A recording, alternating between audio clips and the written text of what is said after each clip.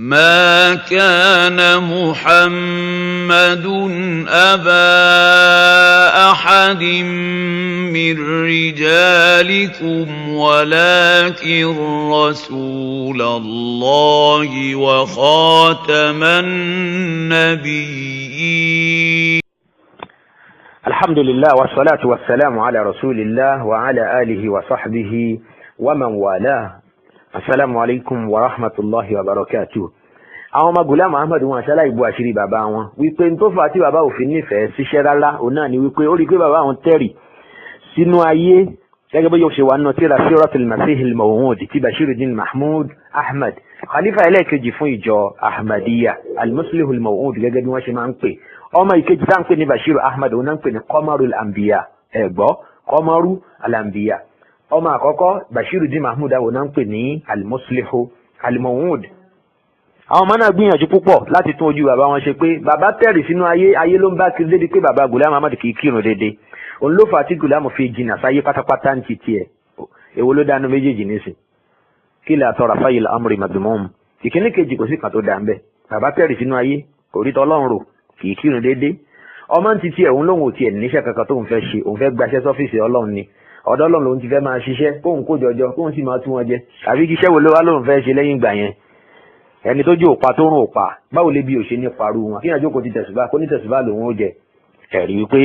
ohun tó ń yẹn ẹlẹ́tàn ni nínú kó máa ta àwọn èèyàn àbí kó sì máa ta rẹ̀ ó ní láti ṣèkan nínú méjèèjì. Ọmọ Ghulam Ahmad Bashir Ahmad tí wọ́n ń pè ní Qamarul Anbiya abẹ́rẹ́ orúkọ yẹn òṣùpá gbogbo àwọn ànábì Ọlọ́run Ọlọ́run musta'an orúkọ tó bá wù wọn náà ní ká máa fúnra wọn. Kí ni Qamarul Anbiya yìí sọ jàre? Qamarul Anbiya sọ nínú story number 212 nínú ìwé Siratul Mahdi èyí tó fi ń pìtàn bàbá ẹ̀ náà ni al-Mahdi ìyẹn Ghulam Ahmad gẹ́gẹ́ bó ṣe pé rẹ̀ ó lò ní al-Mahdiyul Ma''ud wal-Masihul Maw'ud alayhi salatu wa salam alayhi salam gẹ́gẹ́ bí wọ́n ṣe máa ń yìn. Ọmọ yìí sọ nípa bàbá ẹ̀ ó ní wa akhbaratni ó ní màmá òun sọ fún un wípé ìyẹn ìyàwó Ghulam Ahmad wípé atadhakkaru annani sami'tu annahu ba'da wiladati ammika qad wulida lijaddika waladani wa tuwfiya. Ó ní mo gbọ́ wípé ìgbà tí bàbá Ghulam Ahmad tó bí ọmọ kan tí wọ́n ń pè ní Ghulam Qadir, lẹ́yìn ìgbà tí wọ́n bí Ghulam Qadir tán, Ghulam Qadir jẹ́ ẹ̀gbọ́n Ghulam Ahmad ó dàgbà jù lọ dáadáa débi pé nígbà tí bàbá Ghulam Ahmad kú tán Ghulam Qadir yìí ló tún bẹ̀rẹ̀ sí ní náwó lé lórí, òun ló ń ṣàmójútó rẹ̀, òun ló ń mójútó tó sì máa ń bá wí gẹ́gẹ́ bí bàbá yìí náà ṣe máa ń bá wí pé ó ṣe wáṣẹ́ ṣe kí ló jókòó tì àti bẹ́ẹ̀ bẹ́ẹ̀ lọ. Ó ní lẹ́yìn ìgbà tán bí Ghulam Qadir tán wọ́n tún bí àwọn ọmọ méjì míì, bàbá Ghulam Ahmad bí àwọn ọmọ méjì míì ṣùgbọ́n àwọn méjèèjì yẹn kú wọn àdàgbà. Wa li ajli dhalika torí náà ń kọ́ faqad nadharu nuzuran kathiratan. Bàbá Ghulam Ahmad àti ìyá ẹ̀ wọ́n mojé síwájú Ọlọ́run, wọ́n ṣe ìlérí. Ìtumọ̀ nùdúrù náà ni pé bí kí wọ́n ṣàdéhùn wípé Ọlọ́run ò tó bá fún wa lọ́mọ tọ́mọ náà ò sì kú a ṣe àwọn nǹkan báyìí báyìí báyìí. Wọ́n lè ní àwọn ò fi ogún màálù àwọn ò fi ṣe sàárà. Bàbá Ghulam Ahmad tó fi ẹṣin 50 tó fi ran ìjọba òyìnbó lọ́wọ́ láti gbógun ti àwọn ará ilẹ̀ India ṣe mọ̀ pé ó lágbára láti lè ṣe bẹ́ẹ̀. Ntọ́mọ yìí sọ ń bí ni ó ní faqad nadharu nuzuran kathiratan inda wiladati walidikum liya'ish. Wọ́n ṣe ọ̀pọ̀lọpọ̀ ìgbìyànjú mi ò mọ̀ bóyá délé adáhùn ṣe torí tí Yorùbá bá láyàn ṣe pèsè. Ṣùgbọ́n mo gbọ́ tí Dr. Tìmẹ́yìn sọ̀rọ̀ nípa ṣíṣe pèsè wọ́n láwọn àfáà kan ṣe Qur'an. Bàbá Ghulam Ahmad ó náà ṣe àwọn àtẹ̀síwájú kan. Àwọn náà dẹ̀ máa ń tán pè nínú òṣù lọ́dọ̀ àwọn oníṣúfí bí ká lọ máa gbé nǹkan fún wòlíì ká lọ sáwọn ojúbọ àwọn wòlíì àwọn sàárì àwọn ṣéwù tán pè ní àwọn kìdáàbẹ̀ ká lọ máa béèrè nǹkan bẹ̀ wípé Ọlọ́run tí nǹkan báyìí bá ṣe báyìí. Sidna Ahmad Badawi tó bá di ọdún báyìí tí mo wá torí ẹ̀ wá sí mòlúdì ẹ lọ́dún yìí tó bá fi lè rí bẹ́ẹ̀ o tó bá dọdún tó mọ̀ wọ́n mọ̀ dídí màálù kan wá. Owó orí ẹ̀ pọ̀ ní Íjíbítì ó pọ̀ láwọn ìlú mi ibẹ̀ náà bí táwọn èèyàn ti ń ṣẹbọ pẹ̀lú Ọlọ́run tó sì ń pera wọn ní mùsùlùmí. Ọlọ́run kó ṣe wa kúrò níbi gbogbo ìran àṣírkù àti bídà. Ó ní wọ́n mojé síwájú Ọlọ́run, wọ́n ṣàdéhùn wọ́n ṣèlérí púpọ̀ fún Ọlọ́run pé ọmọ tá a bá bí lẹ́yìn méjèèjì tó ti kú yìí Ọlọ́run má jẹ́ kú mọ́ tó bá wá dúró Ọlọ́run àwa náà á dúpẹ́ púpọ̀ á ṣe báyìí á ṣe gba àṣàwò bí wọ́n ṣe sọ ní àwọn ọmọ ohun tí wọ́n ti síwájú Ọlọ́run wọ́n ṣe bẹ́ẹ̀ liya'ish kí Ghulam Ahmad má bàa kún ti tiẹ̀. Kama rubbiya bi kulli shaghafin wa taya'in. Bákan náà àwọn òbí Ghulam Ahmad bàbá àti ìyá wọ́n tọ́ wọn mójútó púpọ̀ gbogbo tí wọ́n ní ìkẹ́ ni wọ́n fi kẹ́ ọmọ náà láti kékeré. Kí ni mo pè Ghulam Ahmad bí yìí o? Ọmọ ayọ̀ tí í jojú. Ṣé rí pé náà ló fà tó fi já sí wípé olórí awọ lòun fẹ́ máa wà, ìdí tíra lòun fẹ́ máa wà, òun fẹ́ máa kàwé lọ nínú ilé náà ni, kì í ṣe níta o.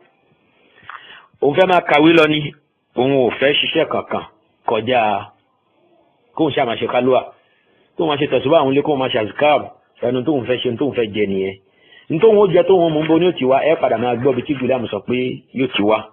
Wọ́n tọ́ pẹ̀lú gbogbo àdìsọ́kàn àkólé kan àtàmójútó, wọ́n tọ́ wọ́n rèé gbogbo tó bá fẹ́ jẹ òun náà ní í jẹ. A sì mọ̀ pé àwọn òbí tó bí ọlọ́lá ni wọ́n, bó tilẹ̀ yá sí pé wọ́n padà ní àwọn àmì ìwò kan lórí ọ̀rọ̀ àrísìkí wọn, ṣùgbọ́n ọlọ́lá ni wọ́n ná. Ló fà tí Ghulam fi sọ pé òun ò níṣẹ́ kan tóun fẹ́ ṣe. Bàbá ẹ̀ kàn bínú oúnjẹ àǹpàtà náà nítorí pé ọmọ ẹ̀ náà ni kò ríbi kankan tì í sí, ni ló ṣe gbà á mọ́ra bẹ́ẹ̀ tó bẹ̀rẹ̀ sí ní náwó lé lórí. Ẹ sì mọ̀ pé ńgbà tí bàbá náà kù ṣáta tí ó kù, tí Ghulam Ahmad gbọ́ revelation kó wà sàmáyé wa tọ́rík, ó nínú òun bàjẹ́ yìí pé bó láti máa wá rówó táwọn máa fi jẹun báyìí. Bó ti rí nìyẹn ẹ̀yàn ọmọ ìyá wa. So ọmọ yìí ti jẹ́wọ́ nísìn wípé Ghulam Ahmad o, torí pé wọ́n ti bímọ méjì síwájú ẹ̀ kó tó di pé wọ́n bí òun, kó wá lè ṣẹ̀mí àwọn bàbá ẹ̀ nígbà tán padà bí. Ó láwọn gbìyànjú tí wọ́n ṣe kí wọ́n tó bí, ṣùgbọ́n nígbà tán tó bí tán náà wọ́n wá gbìyànjú, wọ́n rèé, wọ́n tọ́, wọ́n kẹ́, ó fẹ́ di àkẹ́bàjẹ́. Àbẹ́ ẹ̀gbọ́ báyìí. Ọmọ yìí gan náà sọ níbi kan nínú tíra inú Suratul Mahdi pé bàbá àwọn ńgbà tó wà ní kékeré gbogbo táwọn ọmọdé yòókù máa ń ṣe bí kán ṣeré yẹ̀pẹ̀, bí kí wọ́n máa mẹ́kẹ́, ká máa mú ẹkẹ́ ìjàkadì àti gbogbo à ń ṣe tírénì bí a ṣe ń jà.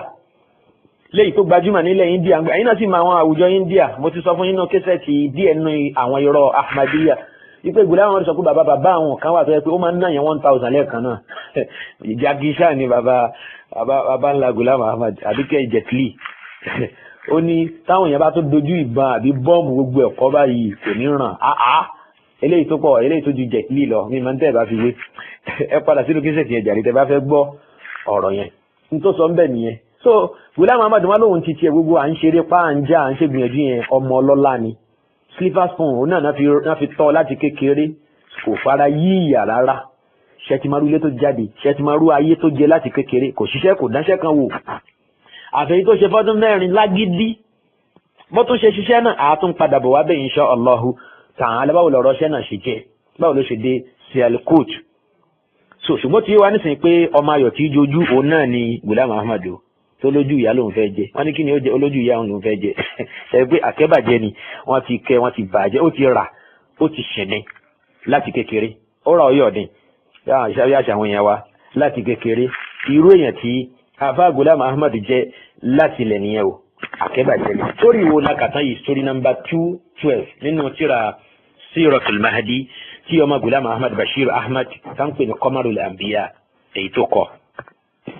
Gẹ́gẹ́ bí a ti ṣe mọ̀ mí pé èmi kì í mọ̀mú lómù, torí wípé ọ̀rọ̀ Ahmadiyya kò ní ọ̀rọ̀ ká sọ tí ò sínú àwọn àkọọ́lẹ̀ wọn.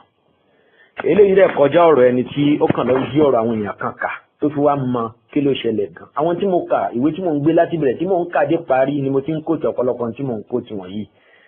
Wọ́n sì pọ̀, ọ̀pọ̀ náà òun náà lójú mi tó. Ló fi já sí pé tí n bá mú ọ̀rọ̀ kan wá, mo tún lè mú ọ̀nà oríṣiríṣi ibi tí wọ́n ti múrú ẹ̀ wá fún wa lórí ọ̀rọ̀ kan ṣoṣo. Kí ló fa èèyàn ọmọ ìyá wa? Torí pé èmi ò mọ ìjọ náà tán ní agídí burúkú nù yàn jíjà. Kí òótọ́ ọ̀rọ̀ fojú hàn báyìí, kí wọ́n má tẹ̀lé tó dàbí ìjọ Ahmadiyya. Ẹ sọ fún wọn, ẹni kí wọ́n fún yín ní àṣìṣe 2-3 ní ìgbésẹ̀ Ghulam, wọn ní mú wá. Wọ́n sì máa sọ fún yín wípé èèyàn náà ni Ghulam Ahmad. Èèyàn ni iṣẹ́ èèyàn lásán. Ó túmọ̀ sí wípé yàtọ̀ fún gbogbo àwọn èèyàn tó kù. Irú ọ̀rọ̀ tá a kà tán nísìn wípé àkẹ́bàjẹ́ ni Ghulam Ahmad láti kékeré. Ẹ tún bá mi karú ẹ̀ náà ní story number 233. Story number 233. Kí ló wà ń bẹ̀? Ghulam ń sọ wípé, àbí ọmọ Ghulam Ahmad ń sọ ń bẹ̀ wípé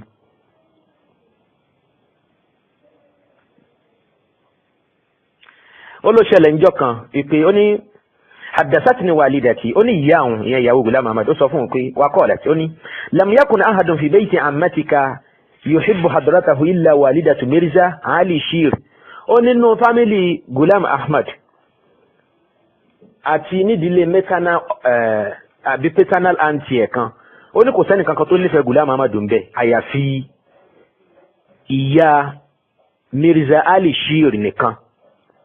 ìyẹn ni ayé jaddatu Mirza Sultan Ahmad li ummihi tó jẹ́ ìyá Sultan Ahmad. Sultan Ahmad yìí ọmọ Ghulam Ahmad nìyẹn, pé ìyá ìyàwó Ghulam Ahmad nìkan òun ló nífẹ̀ẹ́ nínú fámìlì ẹ̀, nínú ilé àná ẹ̀ ń bẹ̀ yẹn, tó jẹ́ pé àárín mọ̀lẹ́bí Ghulam Ahmad náà ní gbogbo wọn náà, àárín wọn náà ló ti fẹ́ ìyàwó alákọ̀ọ́kọ́ tó fẹ́. Ó ní gbogbo wọn kórìíra ẹ̀ gan, gbogbo fámìlì ẹ̀ wọn kórìíra ẹ̀. Afẹ́nìkan ṣoṣo ìyá ìyàwó ẹ̀ nìkan ló fẹ́ràn. Kí ló fà á tí gbogbo wọn fi kórìíra ẹ̀ báyìí ọmọ ìyá wa? Kí ló fà á? Ànábì sallallahu alaihi wasallam síwájú kó tó dòjíṣẹ́ Ọlọ́run, àwọn aráàlú Mẹ́kà wọ́n máa mọ òdodo, wọ́n máa mọ òtítọ́, wọ́n sì fi aburú kan tì sí lọ́dọ̀. Kódà ń gbà tó péré ẹ̀ lánàbí Ọlọ́run, wọ́n pè é nírọ́ torí pé wọ́n gbà pé Ọlọ́run pa rárá. Wọ́n pè é nírọ́ nítorí wípé wọ́n rí wípé táwọn bá wá tẹ̀lé nísìn àwọn ò ní sin òòṣà mọ́, àwọn ò ní gba ìdákọ́lẹ̀ mọ́. Gbogbo táwọn tí ń rí gbà látara títọ́jú Kàábà ó ṣeéṣe kó bọ́ mọ́ àwọn lọ́wọ́ nítorí jẹ́ kí wọ́n kọ́ ọ lẹ̀ nìyẹn. Àmọ́ Gùlámù ò tí ì dànábì ń bí yìí tí wọ́n ti kórìíra ẹ̀, kò tí ì péré ní nǹkan kan tó fi já sí pé gbogbo ará ilé ẹ̀, gbogbo àwọn mọ̀lẹ́bí ẹ̀ wọ́n kórìíra ẹ̀, àfàwọn díẹ̀ péré. Òun náà sì sọ̀rọ̀ yẹn láwọn àyè kan náà tirẹ̀ pé gbogbo àwọn mọ̀lẹ́bí wọn kórìíra òun. Insha Allahu ta'ala tabadé òun tó máa fún yín ní àwọn àlàyé sí. Ó ní wa hiya kanat zawjatu Khalil al-Masih al-Maw'ud wa bisababi ubbiha li hadratihi kanat tuhibbuni aidan amma al-akharuna faqad tahawwalu mu'aridina lahu. Gbogbo àwọn mọ̀lẹ́bí Ghulam yìí wọ́n kórìíra ẹ̀ láti kékeré. Kí ló fà? Níwò jẹ́ pé gbogbo iṣẹ́ tí mọ̀lẹ́bí ń ṣe onìkan ni wọ́n fi ń bọ́, onìkan náà fi ń sìn. Báwo náà ṣe ní kórìíra ọmọ náà? Kò rọ́ lọ́wọ́, kò gé lẹ́sẹ̀, kò fọ́ lójú, tó ń ti bẹ́ẹ̀ ó jókòó sórí awọ. Ó nínú maktaba òun lòun fẹ́ máa jókòó sí. Kullama dhahabtu ila baytiha qabalatni bi kulli hubbin wa kanat taqulu li wa asafa.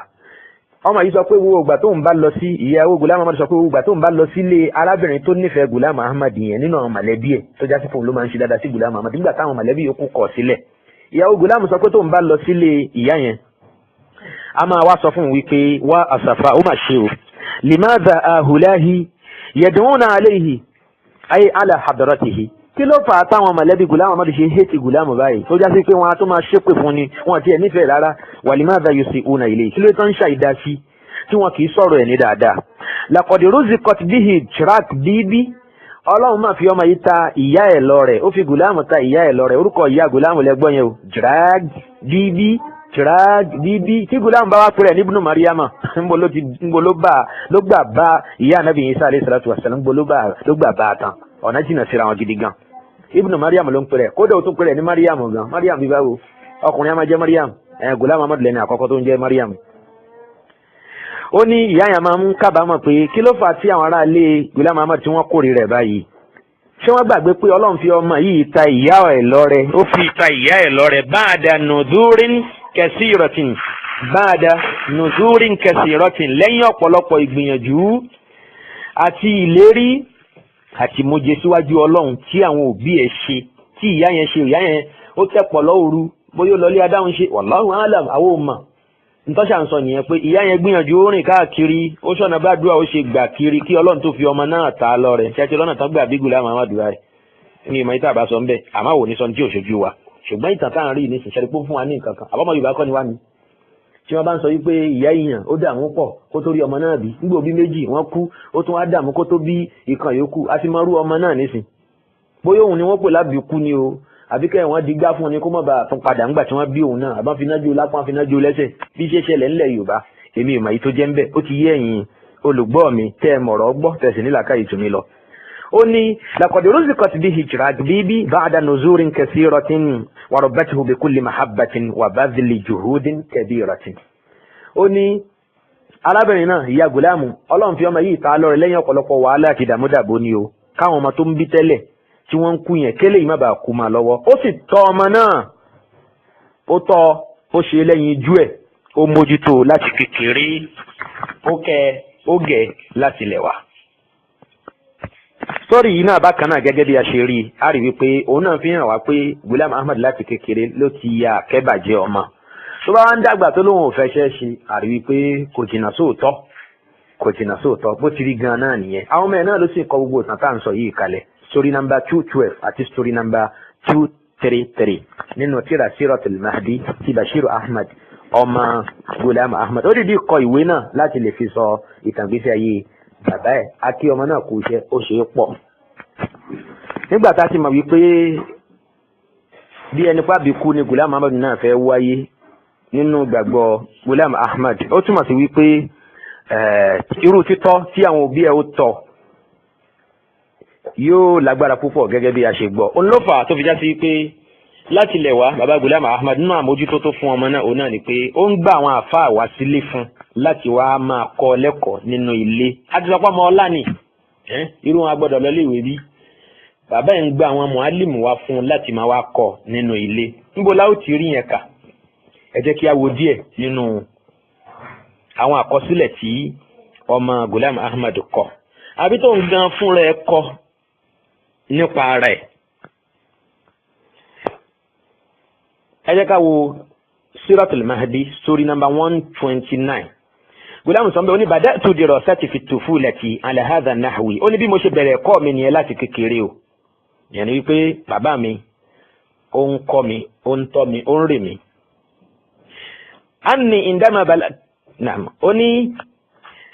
anni indama balagtu as-sadisata aw as-sabi'ata min umri nígbà tó ń di ọmọ ọdún mẹ́fà àbọ̀mọ ọdún méje wuzifa muallimun farisiyyun li ta'limi bàbá òun gba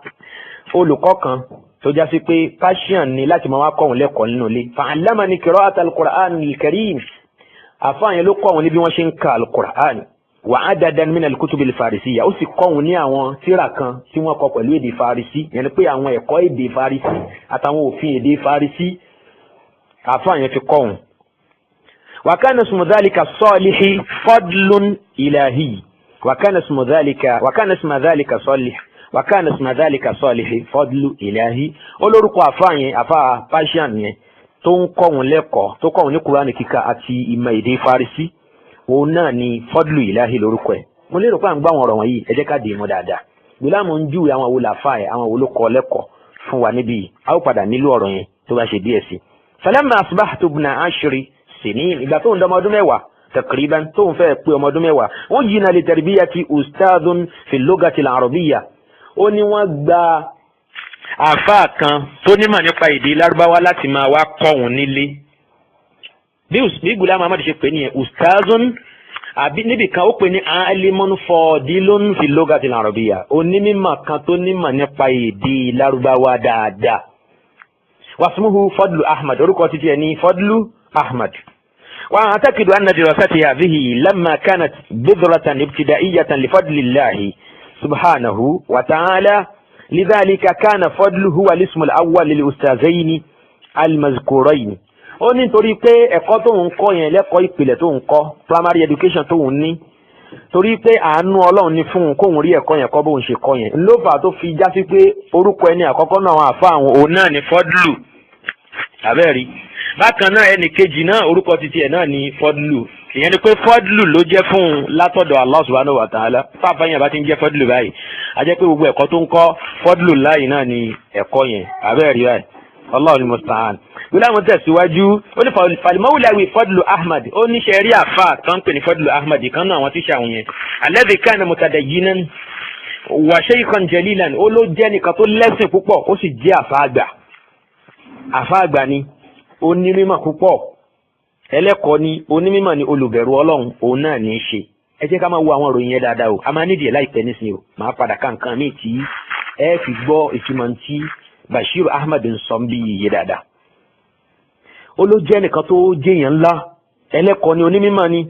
ó sì lẹ́sìn ó níwàárí. zọ́lá yudarrisuni bi juhdin wa ihtiman ó ló bẹ̀rẹ̀ sí ní kọ́ mi dáadáa pẹ̀lú àkọlé kan ó ń kó gírí mọ́ òun dáadáa ó mójútó òun dáadáa ó ń kọ́ òun lákọ̀ọ́yé. bi juhdin wa ihtimamin kabirayni ó ṣàkọlé kan òun púpọ̀. wa darastu ala yadihi ba'da kutubi sarfi bákan náà òun kọ́ ẹ̀kọ́ lọ́dọ̀ àfáà yẹn òun kọ́ ọ̀pọ̀lọpọ̀ àwọn tíra sọ́rfù kan òun kà lọ́dọ̀ àfáà náà ó fi mọ̀ òun ó fi kọ́ òun wà bá abi qawaidi nahwi bákan náà òun sì wà bá àdọ̀ qawaidi nahwi òun sì kọ́ ẹ̀kọ́ ìmọ̀ nahwu lọ́dọ̀ àfáà náà dáadáa ó fi ìmọ̀ nahwu ó fi mọ̀ ohun. wà bá àdà zalika Ghulam Ahmad sọ pé lẹ́yìn ìgbà náà hina balaga umri 17 aman aw 18 aman gba tó ń di ọmọ ọdún mẹ́tàdínlógún àbí ọdún méjìdínlógún 17 àbí 18 years gba tó ń pé ọmọ ọdún mẹ́tàdínlógún àbí méjìdínlógún ta'allamtu bid'a sinina ala yadi shaykhin akhar Ọlọ́hun tún kẹ́kọ̀ọ́ lọ́dọ̀ àfáà mi ẹ máa wò ẹ jẹ́ ká kí sọ̀rọ̀ ìdàdàgbà tó ń pè ọmọ 17 àbí 18 òun tún bẹ̀rẹ̀ sí ní kẹ́kọ̀ọ́ lọ́dọ̀ àfáà mi yúdà orúkọ títí ẹ̀ ní Gul Ali Shah Gul Ali Shah kana walidi qad wazzafahu wa ayyanahu litadrisi fi Qadian bàbá òun gba àfáà yẹn ó gba Gul Ali Shah láti máa wá kọ́ òun nílùú Qadian ولقد تلقيت منه العلوم المتداولة آنذاك من النحو والمنطق والطب قدر ما أراد الله سبحانه وتعالى Ọlọ́hun kẹ́kọ̀ọ́ lọ́dọ̀ àfáà yẹn Gul Ali Shah ó kọ́ òun ní ọ̀pọ̀lọpọ̀ àwọn ìmọ̀ tó gbajúmọ̀ nílẹ̀ India ń gbà yẹn nímọ̀ tó já sí pé èèyàn gbọ́dọ̀ mọ̀ láti kékeré torí pé ẹ̀kọ́ àkọ́ primary education òun náà ló máa determine téèyàn fẹ́ jẹ́ nígbèsí ayé ẹ̀ gẹ́gẹ́ bó ní kálukú wa ṣe mọ̀ yẹn ni pé Gùlámù ń yin àwọn àfáwọn yóò sì ń sọ àwọn ẹ̀kọ́ tí wọ́n kọ́ nǹkan wọ́n ṣiṣẹ́ takuntakun nínú gbèsè ayé òun. ó nínú àwọn àmà tó ń kọ́ lọ́dọ̀ àfáàyàn nínú ẹ̀ náà ni nahu nínú ẹ̀ náà ni mantiki nahu arabic grammar mantiki nínú ẹ̀ náà ni logic nínú ẹ̀ náà ni tibbu medicine gẹ́gẹ́ bí Allah ṣe kádàrà pé òun ò rí kọ́ lọ́dọ̀ àfáà náà. kama darastu ba'da kutubi tibbi min walidi ó ní bákan náà bàbá àwọn onímọ̀ nípa ìṣègùn bàbá yẹn máa ń pawọ́dà ń ṣègùn ìmọ̀ àṣegùn bá ṣe ń lo tewétegbò gbogbo ẹ̀pọ̀ mọ́ra wọn òun ka àwọn tírà kan lọ́dọ̀ bàbá òun náà tó ń fi máa hun bí wọ́n ṣe ń ṣe ìwòsàn bá ṣe ń wá ìwòsàn. idh kana khabiran fi tibbi ó ní bàbá òun ó jẹ́ nìkan tó ní ìmọ̀ nípa ìmọ̀ ìwòsàn púpọ̀ wa kana tabiban haziqan ó ní bàbá náà sì ní ó jẹ́ èèyàn kan tí ó jìdò gan nínú medicine. wa kuntu yawmaidhin aw yawma dhaka munkibban ala qira'ati al-kutubi wa ka'annani lam akun fi hadha al-alam Gùlámù sọ ní gbogbo àsìkò yẹn òun wá dún ní mọ́tírà kíkà gan bí ẹni pé kì í ṣayé yìí lòun tiẹ̀ báwọn èèyàn wà yẹn ni pé òun ò rí nǹkan mi rò àbẹ́rí kò lérò kankan kò ní tí ó jẹ kò ronú nípa kí ni ó jẹ kí ni ó mu kí ni ó wọ̀ láṣọ gbogbo ẹ̀ wọ́n fi ń kẹ́ wọ́n fi ń gẹ̀ ẹ́ ni wọ́n tún gba àwọn tíṣà àwọn olùkọ́ni ká máa wá kọ́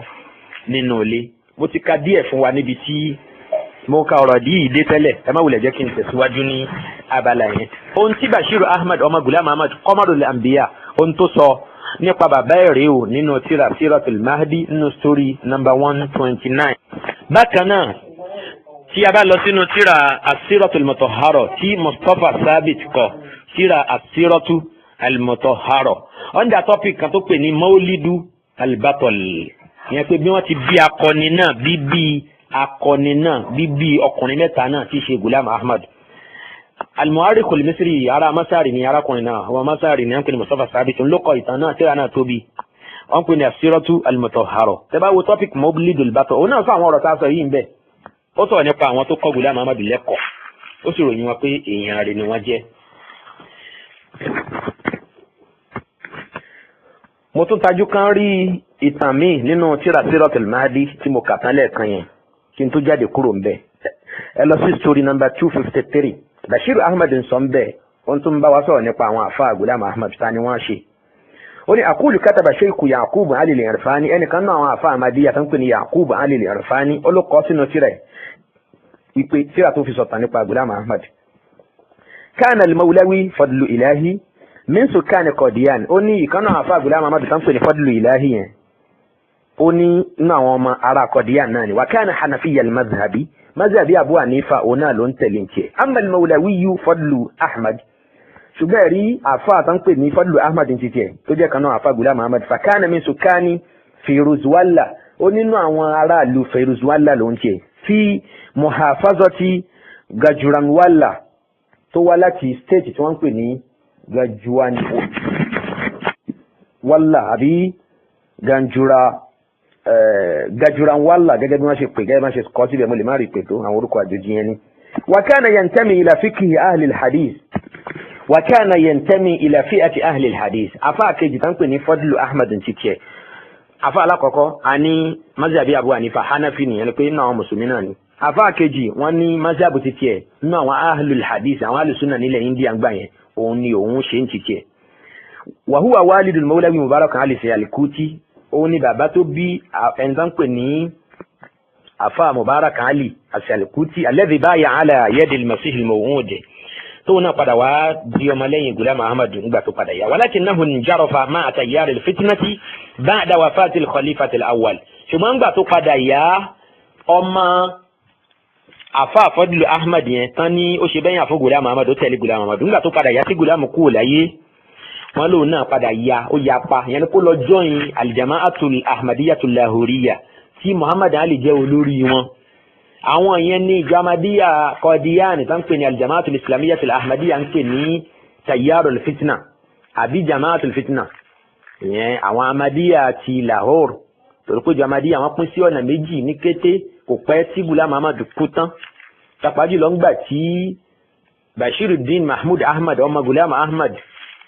nígbà tí ó bọ́ sórí ipò ìjọ Ahmadiyya pín sí méjì àṣìgbọ́ kan ṣẹlẹ̀ láàrin òun àti àwọn sàábé bàbá ẹ̀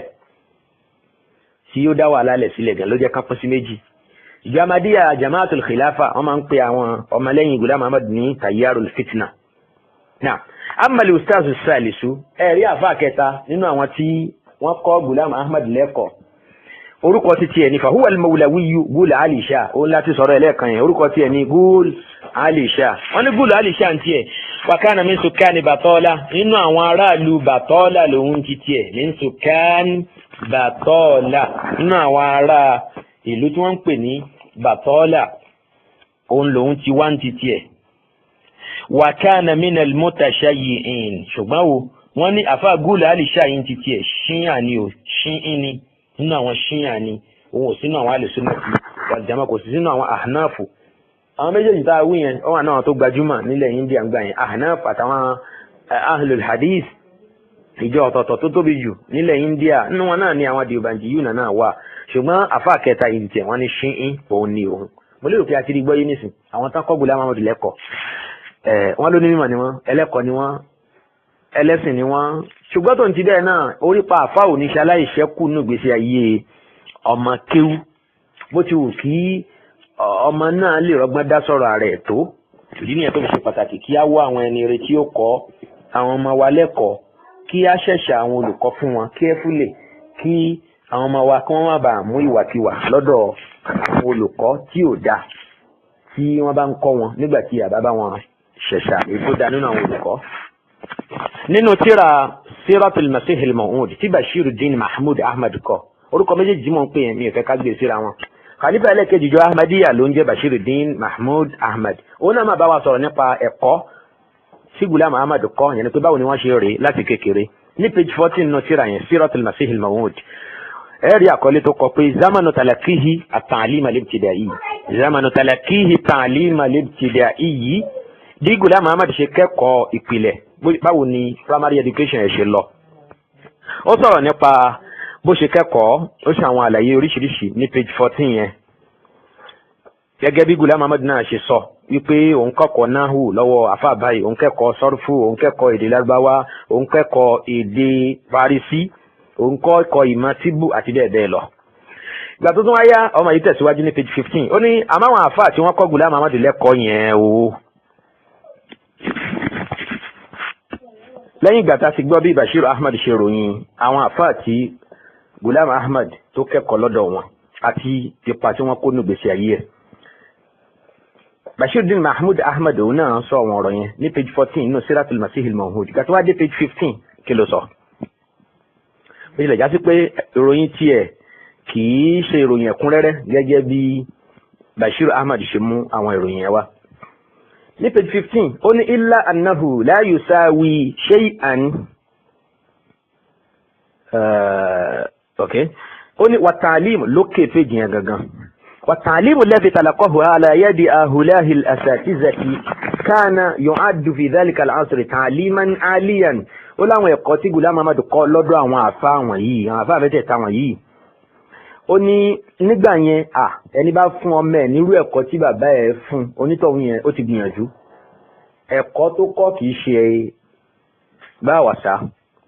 ìyẹn ni pé kìí ṣe kèrémí ẹ̀kọ́ tí ó yanjú òun náà ni irú àwọn ẹ̀kọ́ tí Ghulam kọ́ lọ́dọ̀ àwọn àfáà yẹn illa annahu la yusawi shay'an idha'a al-muhimmati allati kullifa bi injaziha lahiqan ó ní ó kàn jẹ́ pé gbogbo àwọn ẹ̀kọ́ táwọn àfáà yẹn tí wọ́n kọ́ Ghulam Ahmad kò tó nǹkan kan tabaníká wọn iṣẹ́ tí Ọlọ́run fẹ́ gbé Ghulam Ahmad iṣẹ́ tí Ọlọ́run fẹ́ fi rán Ghulam Ahmad nígbẹ̀yìn yẹn ni pé gbogbo ẹ̀kọ́ táwọn àfáà yẹn kọ́ yẹn kò tó nǹkan kan rárá jàre ولقد رأينا أن الذين كانوا يدرسون معه على يد الأساتذة الذين وصفهم والده لتعليمه لم يزيدوا على كونهم أصحاب كفاءات عادية وثقافة بسيطة. ọmọ yìí sọ ó ní àwọn yòókù tí wọ́n jọ kọ́ wọn papọ̀ ń gbà yẹn táwọn náà wà pẹ̀lú Ghulam Muhammad ó lárí wọn pé wọ́n ń ṣàfà kan dàbí alára ọ̀pọ̀lọpọ̀ àwọn ọmọ yòókù táwọn àti Ghulam Muhammad jọ kẹ́kọ̀ọ́ lọ́dọ̀ àwọn àfà yẹn ni wọ́n ń ṣàfà wọ́n kàn ní gbé pẹ́ẹ́lí díẹ̀ nínú ẹ̀kọ́ ju àwọn èèyàn yòókù lọ ni. kàmá anna ahùlá ilà asatizata ọmọ yìí yóò tẹ̀síwájú Bashir ẹ má gbọ́n tí Bashiruddin Mahmud Ahmad sọ. ó ní kàmá anna ahùlá ilà asatizata alladhina wusifu li ta'limihi lam yakunu min al-ulama al-kibar wal-jahabiza. bákan náà ó ní àwọn àfáà tí wọ́n kọ́ Ghulam Muhammad lẹ́kọ̀ọ́ ní kékeré ká ti ròyìn wọn tẹ́lẹ̀ ó ní wọ́n ń ṣàfáà ńláńlá bẹ́ẹ̀ yẹn náà èyí ṣe pé àfáà tó tóbi bẹ́ẹ̀ náà ni wọ́n jàre. kana al-ilmu mafkudan fi zalika al-asri ó ní torí pé kò sí ìmọ̀ kankan lásìkò yẹn. wa kullu man yaqra bid'a kutubin bil farisiyya wal arabiyya yu'addu aliman ó ní nígbà náà ẹni tó bá ti lè kájírà díẹ̀ lédè lárúbáwá àbí lédè farisi báyìí ó náà ti dàfà nìyẹn. wa alayhi falam yakun asatizatu adratihi ala darajatin kabiratin min al-ulum ọmọ yìí ni ó ní àwọn àfáà tó kọ́ bàbá òun ní kéwú wọ́n ń ṣe àfáà kan tí ìmọ̀ wa pọ̀ tó bẹ́ẹ̀ náà ìmọ̀ àjábútẹ́ díẹ̀ báyìí náà ni wọ́n ní. yuzannu annahum qamu bi ta'limihi liyakuna jaizan li adahi muhimmatin kallati bu'itha lil qiyam biha kẹ́ni kan máa lọ rò pé àwọn àfáà yẹn nípa nù gbèsè ayé Ghulam Muhammad débi pé àwọn ló wá kọ́ lẹ́kọ̀ọ́ gbogbo ìmọ̀ tó padà mà àti tíra tó kọ elédè lárúbáwá àtàwọn èdè yòókù tó fi kọ tíra ó túmọ̀ sí pé a máa wá yin àwọn àfáà yẹn á wà sọ pé yarji'ul fadlu ilayhim ipa àwọn ló yẹ ká máa kí pé wọ́n ṣiṣẹ́ takuntakun nù gbèsè ayé ẹ mọ̀ yá mi ní ẹ̀sìn Islam kí lẹ rò pé Bashiruddin Mahmud Ahmad sọ ń bì mo lérò pé gbọ́ yìí kò sí èméjì ohun tó kọ́kọ́ yé wa ni pé ó ń fojú kéré ìgbìyànjú àwọn àfáà yẹn ẹ tẹ̀jẹ́ ká kọ́ gbójú kò ń bi pé bóyá wàá mọ̀ wọn dojú àbá mọ̀ wọn dojú ṣùgbọ́n agbáròyìn wọn nínú àkọọ́lẹ̀ àbúrò ti tiẹ̀ Bashiru Ahmad nínú tíra Siratul Mahdi ẹ gbọ́ bí yẹn ṣe ròyìn wọn ẹ wo bẹ́lẹ̀ yìí ṣe ń yẹ̀yẹ́ wọn wípé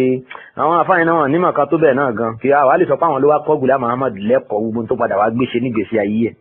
wallahu al-musta'an. ṣe nọkọrọ́ọ̀nù lélẹ́yìí juhud lápẹ́rú eléyìí àbí kufranu ni'ma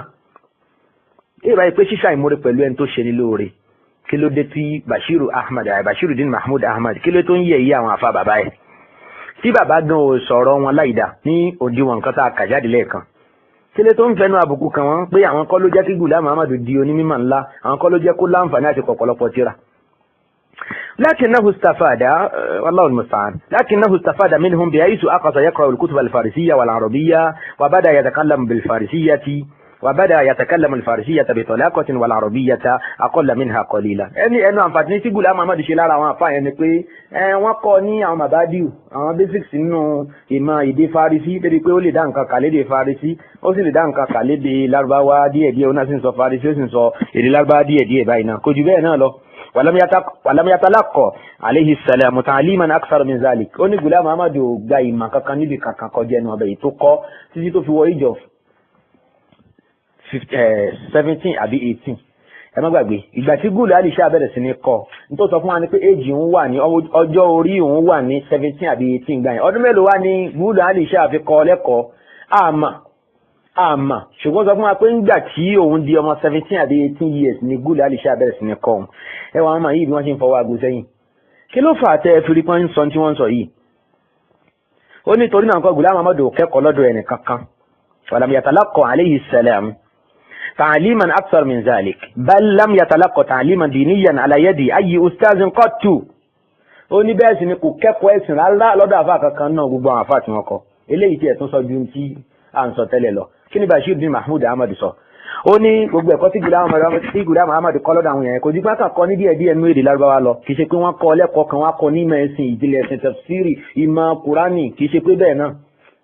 àwọn nǹkan tán kọ́ àwọn ẹ̀kọ́ rẹ̀lẹ̀rẹ̀lẹ̀ báyìí ní jàre òun kọ́ ló sọ di Mahdi òun kọ́ ló sọ di al-Masih al-Maw'ud ولكنه كان مشغوفا بقراءة الكتب والمطالعة فيظل مشغولا بقراءة الكتب في مكتبة والده لدرجة يضطر والده مرات كثيرة إلى منعه من ذلك حتى لا تتضرر صحته ó ní tó ṣe ni pé ìmọ̀ tí Ghulam Muhammad fún rẹ̀ gan wá ṣiṣẹ́ fún tó gbìyànjú ìmọ̀ katira láti gbàdégbà ìmọ̀ déjúmọ́nú lé ìmọ̀ tútìrà ìmọ̀ jókòó sáàrin òkìtì tíra máa lo ọ̀pọ̀lọpọ̀ wákàtí níbi ẹ̀ òun ló padà sọ di onímọ̀ kì í ṣàwọn àfáà ẹ̀ ni wọ́n sọ di onímọ̀ ẹ̀rí wípé Ọlọ́run kó ṣàánú wa kó má jẹ́ kí aṣoore ṣe àbí káṣoore fẹ́ni tí ò ní moore torí ṣe kíyàn náà ṣẹlọ́n látara onítọ̀hún yẹn nígbà tá a bá rí i pé eléyìí ò ṣe wà mọ́ ìlera ìyẹn náà tún lè dẹ́lẹ́ṣẹ̀ kíyàn má bọ́ sínú kíyàn má wà nípò ẹni tó ń ṣírègùn nígbà yẹn ẹ̀rí pé aláìmoore burúkú òun náà ni Bashiruddin Mahmud Ahmad ọmọ Ghulam Ahmad yìí àbẹ́ ẹ̀rí bó ṣe ń yẹ̀ yẹ́ àwọn àfa bàbá ẹ̀ pé àwọn kọ́ ló ṣe kópa pàtàkì gbèsè ayé ẹ̀ wọn kọ́ ní makadabi ala wọn kàn kọ́ bá ṣe ń sọ faransé bá ṣe ń sọ Persian language àti bá ṣe ń sọ Arabic díẹ̀ kò sí nǹkan kan tí wọ́n ṣe nínú gbèsè ayé jù bẹ́ẹ̀ náà lọ ìgbìyànjú Ghulam ló gbé débi tí ó dé Wallahul musta'an kọ́lọ́n kó ṣàánú wa kó má jẹ́ kí ayé aláìmoore sẹ́ni tí ó ṣe wá lóore ṣẹwárí tí àfa Bashiruddin Mahmud Ahmad ọmọ Ghulam ń sọ yìí òun náà kọ́ bẹ́ẹ̀ nítorí pé bí ò bá nídìí ẹ̀ṣẹ̀ ìdédé ṣẹ̀ kí ló fà tó fi ń sọ tó ń sọ yìí Ghulam Ahmad ló fà Ghulam padà claim nígbà tó padà yá torí pé tó bá ti rí nígbà tó padà pé rẹ̀ ní Mahdi tó pé rẹ̀ ní Al-Masihul Maw'ud tó bá ti rí pé Ànábì sọ báyìí nípa Mahdi àbí nípa Al-Masihul Maw'ud àwọn atáyéṣe tí wọ́n ń bọ̀ wá nígbẹ̀yìn ayé tó bá ti gbọ́ pé Ànábì sọ báyìí nípa àwọn tó kànú àdìsí yóò wá fẹ́ gbìyànjú láti tọ̀ bákọ̀rọ̀ yẹn lé rẹ̀ lórí a fẹ́ gbìyànjú láti rí wípé òun interpret ní Ànábì sọ yẹn lọ́nà táwọn èèyàn fi rò pé òun gan ni Ànábì ń sọ̀rọ̀ nípa ẹ̀mẹ́ yẹn lápèjúwe gbogbo tí Ànábì ti pe Ìsá ọmọ Mariam ní Ìsá ó sọ̀kalẹ̀ Ìsá ó ṣe báyìí Ìsá ó sọ̀kalẹ̀ sí àyè ibi báyìí ó lóun ní Ìsá tí Ànábì ń sọ mẹ́yìn àbẹ́rí orúkọ òṣèyí ó wá sọ pé ní orúkọ tóun jẹ́ náà ní Ìsá Ibnu Mariam ibi tí Ànábì ti ń pe Ìsá ọmọ Mariam ní Ibnu Mariam ó lóun ní Ànábì ń sọ mbẹ́ ibi tí Ànábì ti sọ pé Mahdi yóò jẹ́ kan náà àwọn fámìlì òun ó ní fámìlì Ànábì lòun náà torí ìyá tó bí òun náà àwọn mọ̀lẹ́bí Ànábì sallallahu alaihi wasallam á padà máa sọ àwọn ọ̀rọ̀ yẹn lẹ́kùn rẹ̀ ńgbà tàbá débẹ̀ insha Allah ta'ala ṣùgbọ́n ṣe ti rí nísìn ìgbà tí Ghulam Ahmad wá sọ wípé Mahdi tó wá gbọ́ pé wọ́n lá Ànábì sọ wípé Mahdi o yuslihuhu Allahu fi layla wípé Ọlọ́run ọba àlekè ọlá alẹ́ ọjọ́ kan ṣoṣo ni ó fi tún Mahdi ṣe tí ó sọ̀dọ̀ ní mímọ̀ ní ìmọ̀ tí kò ní sírú ẹ̀ lọ́dọ̀ ẹnì kankan yẹni pé kò ní sí ẹnì kankan ó lóun gbọ́ pé Ànábì sọ pé Mahdi o kò ní ọlá kankan ẹnìkan ò ní ọlá kankan lórí ẹ̀ Ghulam Ahmad sọ ní revelation kan tó lóun gbà lọ́dọ̀ Ọlọ́run pé Yalash sọ fún un yẹn Ọlọ́run Ghulam Ahmad náà ń pè ní Yalash òun náà ló pe Ọlọ́run ọbẹ̀ ní Yalash ó ní Yalash sọ fún un wípé kò sí ẹnì kankan la fadla li ahadin alayhi ẹnì kankan ò lọ́lá lé ẹ lórí báwo lẹnìkan ó ṣe wà láyé tí ó ní ẹnì kankan ò ní ọlá lé òun lórí níbi jíjẹ níbi mímu níbi ìmọ̀ báwo lẹnìkan ò ṣe lọ́lá lé ẹ lórí ṣé ó gbé ìmọ̀ wá látọ̀run ni ẹ̀yin màá yá mi nínú ẹ̀sìn Islam irú èèyàn tí Ghulam Ahmad jẹ́ ó ńlá sọ yẹn o irú èèyàn tó jẹ́ òun nìyẹn nínú àwọn bí tó ti sọ wípé òun ò láàfà òun ò ní àfà kò sẹ́nì kankan tó lè claim wípé òun lòun kọ́ òun Ghulam Ahmad ní ìmọ̀ torí pé àwọn àfà ilẹ̀ India àwọn ni wọ́n sọ ọ̀rọ̀ kan bá a wí nígbà yẹn wọ́n takò wípé òun pẹ̀rẹ̀ ní Mahdi sì ní Ànábì sallallahu alaihi wasallam ọ̀kẹ́ àwọn kan ní wọ́n takò nínú àwọn àfà ní ilẹ̀ India wọ́n sọ fún wípé abẹ́ ẹ̀mọ́ arákùnrin yìí ẹni tó lóun Mahdi àmọ̀gbà tó gba tréènì lọ́dọ̀ àfà kankan ó wá ń pèrè lẹ́ni Ọlọ́run báwo ló ṣe wá di ẹni Ọlọ́run tálàfà ẹ̀ tó ti ẹ̀kọ́ gan tó fi wá do ní mímọ̀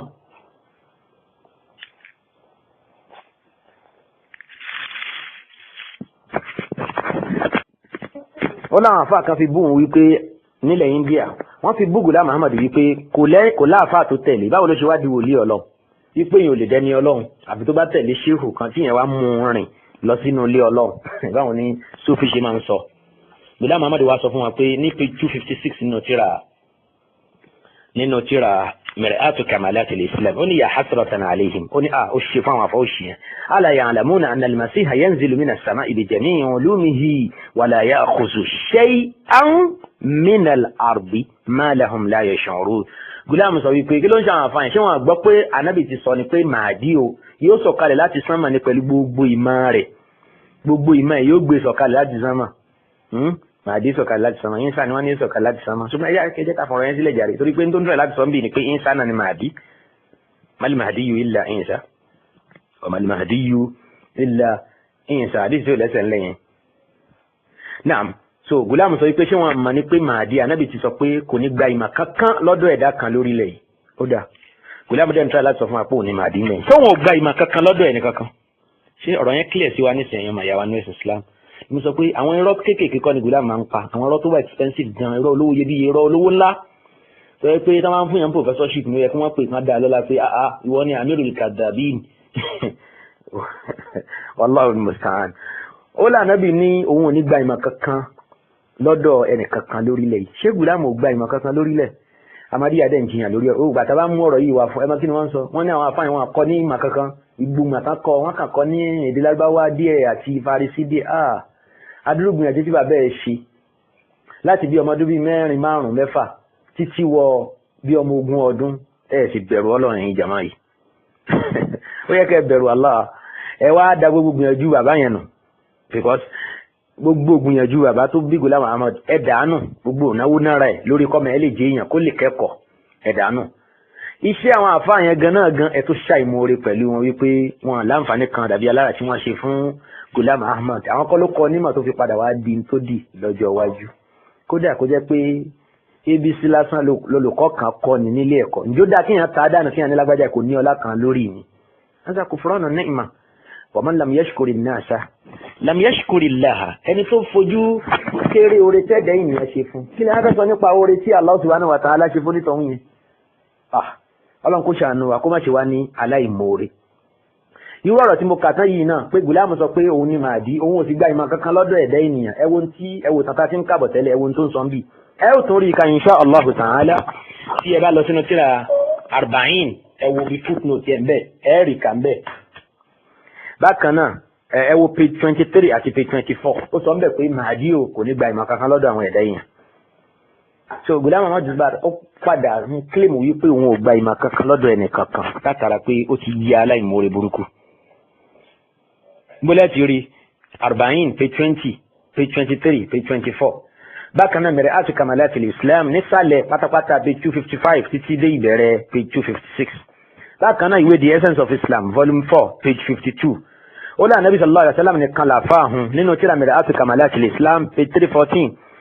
ó ní madrasa Ànábì lòun ti kẹ́kọ̀ọ́ tírà Mir'atu Kamalatil Islam page 430. abẹ́rẹ́ nǹkan báyìí wallahu musta'an. ewu là á tún wí lẹ́yìn gbogbo eléyìí tá a sọ yìí ẹ̀rọ yàrá nẹ́ẹ̀sì Islam. bẹ́ẹ̀ sì nínú àwọn tá a ti kà tẹ́lẹ̀ ó lòun láàfà ó sọ bó ṣe kẹ́kọ̀ọ́ fún wa ó sọ pátáwọn àfà kónú gbèsè ayé ẹ̀ ó sọ fún wa. níbo la ti ka àwọn yẹn lẹ́ẹ̀kan kí n lè dá yín padà síbẹ̀ ibi tó ti lóun láàfà àwọn èyí tí mo kà fún yín lẹ́ẹ̀kan yẹn ibi tó ti lóun láàfà nìyẹn ibi tó ti lóun láàfà ẹ wo tírà Siratul Mutahhara lọ́ndà topic náà pè ní Mawlidul Batal ẹ rí bó ṣe kẹ́kọ̀ọ́ mbẹ̀ ìwé yẹn Mustafa Sabit ló kọ. ẹ wo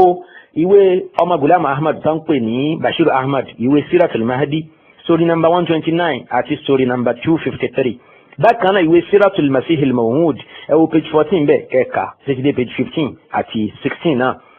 nínú tírà At-Tadhkira page 8 Ghulam sọ pé òun pẹ̀lú Batalawi ẹ̀gbọ́ Muhammad Hussein Batalawi ó ní akẹgbẹ́ làwọn jọ jẹ́ nílé ẹ̀kọ́ yẹn ni pé Ghulam Ahmad náà ó kẹ́kọ̀ọ́ lọ́dà àwọn èèyàn kan nínú tírà At-Tadhkira page 8 tírà At-Tabligh page 96 ó láfa Mir'atu Kamalatil Islam ó láfa page 310 bí a ó ṣe máa rí lọ nìyẹn o. bákan náà ẹ jẹ́ kí n rọra dúró ní ibi yìí kí ọ̀rọ̀ yìí kó má bàa gùn jù báyìí lọ. insha Allah ta'ala lọ́pọ̀lọpọ̀ gbàdẹ̀ nínú tá túmọ̀ nípa Ghulam Ahmad ni pé gbogbo ìgbà tó bá fẹ́ sọ̀rọ̀ Nuruddin tó jẹ́ àrólé alákọ̀ọ́kọ́ lẹ́yìn rẹ̀ tí wọ́n pè ní Siddiqu Ghulam Ahmad ṣàǹkà Abubakar ní Siddiqu al-umma Muhammad sallallahu alaihi wasallam kẹ́lẹ́ mọ̀ pé al-umma míì níjọ Ahmadiyya Siddiqu tí wọ́n òun náà ní Nuruddin. tí Ghulam Ahmad bá fẹ́ bá a sọ̀rọ̀ àbó fẹ́ kọ lẹ́tà sí a máa lo gbólóhùn ọ̀wọ̀ àti àpọ́nlé tó ní agbára púpọ̀ torí pé nínú tá a mọ̀ ni pé wọ́n ní Nuruddin yẹn ẹlẹ́kọ̀ọ́ ní púpọ̀ ó kẹ́kọ̀ọ́ ó sì mákíw ó ní ìmọ̀ púpọ̀ so ó ṣàǹfààní fún Ghulam Ahmad púpọ̀ lẹ́yìn pé Ghulam Ahmad fi tírà ránṣẹ́ sí pé bá mi gbé tírà mi yẹ̀ wò bá ń wò owó kí lórí pé ẹ ká tún ṣe ń bẹ̀ ká lè bá a tán ṣe ṣùgbọ́n tó ń ti gbogbo eléyìí tá a sọ yìí náà àfa Ghulam Ahmad ṣàìsàn gbogbo àwọn tó láǹfààní tí wọ́n ṣe fún lórí ìmọ̀ ẹ̀ ó ní kò sẹ́ni kankan tó wúlò fún Ọlọ́run ti sọ pé la minnata li ahadin alayk kò sẹ́ni kankan tó lọ́lá lórí ìwọ Ghulam Ahmad abdi Allah subhanahu wa ta'ala kó má ṣe mi àtẹ̀yìn olùgbọ́ mi ní aláìmoore subhanaka Allahumma wa bihamdik ashhadu an la ilaha illa anta astaghfiruka wa atubu ilayk wa assalamu alaykum wa rahmatullahi wa barakatuh.